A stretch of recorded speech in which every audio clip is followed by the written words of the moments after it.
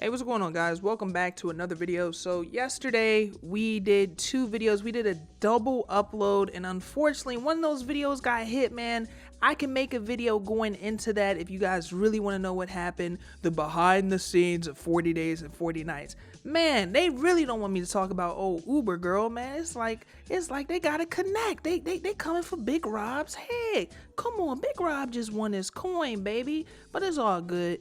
I'm back with another story that I saw out here that I wanted to come forward to you guys and share with the congregation. So we have a rapper that's a part of the 1017, the New Brick Squad, a label mate of the Back in Blood rapper himself, Pooh Shiesty, or as I like to call him, Pooh Shyster. I don't know why, but when you put an ER at the end of stuff, it always makes me laugh a little bit. Like there's a Kuma from Street Fighter, I like to call him a Coomer. So this guy has went on the run. Now, if you guys haven't been tapped in with my community polls, sometimes I ask questions, and that question is related to today's video. So if you haven't had a chance to go over and check out the community polls, go ahead and tap in on those as well. But the poll question was, do people deserve a second chance? Because when I saw this guy, I saw that he cut off his ankle bracelet, his monitor. He wanted to be TK. He went and did a race, and I looked into a little bit of his past. Sometimes I really wonder, do certain brothers out here deserve a second chance when every opportunity is presented to them, and it's like they keep fumbling the bag again and again, kind of like me with this YouTube channel and taking breaks. So this guy did a burglary, got in trouble for that. Now, after the burglary, you think he would be like, you know what, let me just focus on getting this money. Well, he was focused on getting that money through any means because he got caught with a weapon, a firearm, a convicted felon. Don't know how. I would never insinuate somebody snitching. You would think that would put somebody away for a couple of years. I don't know how, but you know, I've never been in the prison system. That's not something I have to worry about. I am a lame, as the young African-American males call it nowadays. But this guy, he's a real nigga. So now he's on chance number 3. He can't leave his state, right? I think that's pretty fair. They're letting you roam free. They're letting you do a lot of things that a lot of brothers don't get when they get in trouble, especially for these first 2 offenses. And they put an ankle monitor on you. He cut the ankle bracelet and went on the run. Now, he's been gone for a little minute, and they've recently caught him as of yesterday. According to XXL, I'm gonna be honest with you guys, bro. When y'all be having these Italian ass names, Fetto Luciano, these Gianos, I come on, y'all, man. I'm a nigga that lives in the South. I don't know how to pronounce this shit. Foogiano was arrested in Memphis today. He has been charged with being a fugitive from justice without a warrant. I don't know what to say, because sometimes I see some people and I'll attribute their behavior to their age. So if they're young, you may not see the bigger picture. You may not see or appreciate the freedom that you have, or you've gotten slapped on the wrist in the past and you think, this will just happen again. I'll be all right. Let me go ahead and do this because I don't really give a fuck.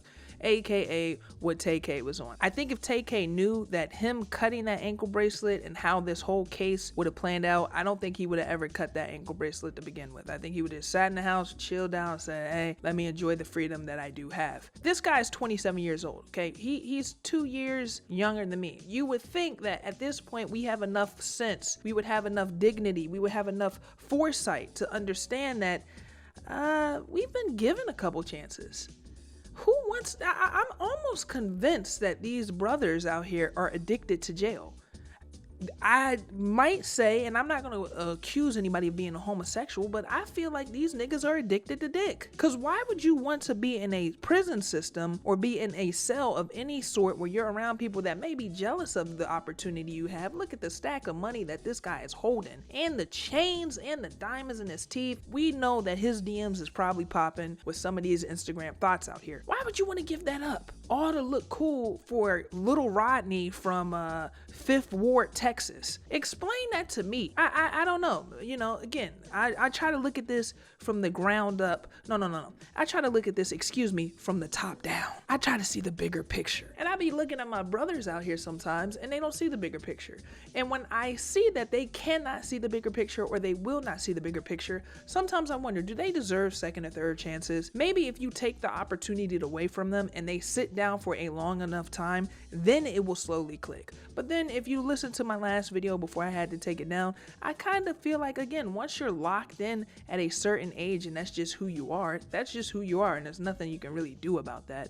So I don't really think he will see the bigger picture. I don't really think there will even be a conversation about, hey, where do we go from here? Hey, let's not do things like that, because there's so much money that you're just leaving off the table potentially by ducking the police. Like, come on, you know he ain't gonna be ducking the police and then be driving around a 1996 Honda Accord with the rust on the bottom right hand side. I don't know if you guys knew this, but the Honda Accord on the back right rear tire, sometimes it got rusty.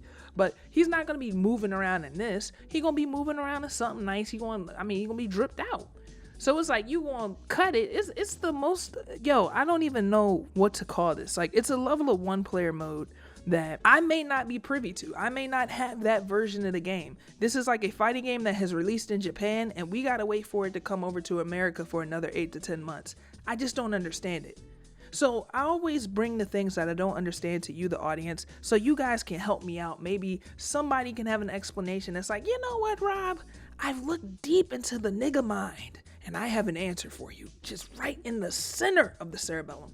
So with that being said, I bring this to you. I'm looking forward to reading your comments down in the comment section below as always. Be sure to give this video a like. You know Big Rob needs all the support he can get, baby, and the support has been amazing lately. If you haven't checked out that Patreon with over 110 hours of additional content deep within the vault, it's in doggy style. The ass is fat on that Patreon, and she's begging to be mounted. Okay, she's just asking for it.